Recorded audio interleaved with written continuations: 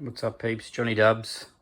In this video I'm just showing you a log that I just threw into the 3-footer out in the shed. This is one for the log of driftwood I found a while back that's been too big for a 2-footer.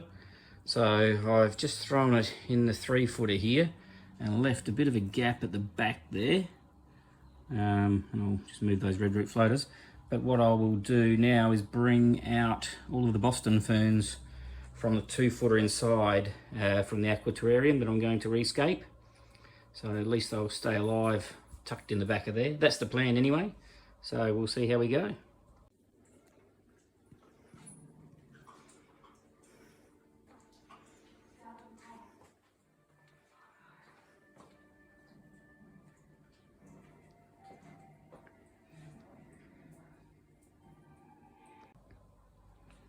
Okay guys, I've got the fern in, way more than I thought.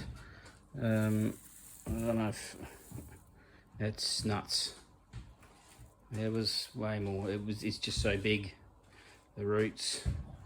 So that log, it's jammed in there, which has worked well. So it's actually stopped it from falling down into the tank. But I thought you would be able to see the log after I put this in, but you can just see it there at the front. Sorry for the camera work, a bit dodgy, but that's what we've got.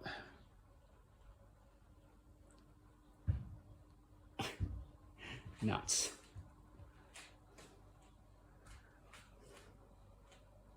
So that's is how it's sitting at the moment.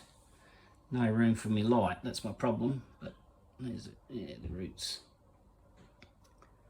So I've still got a bit of work to do yet.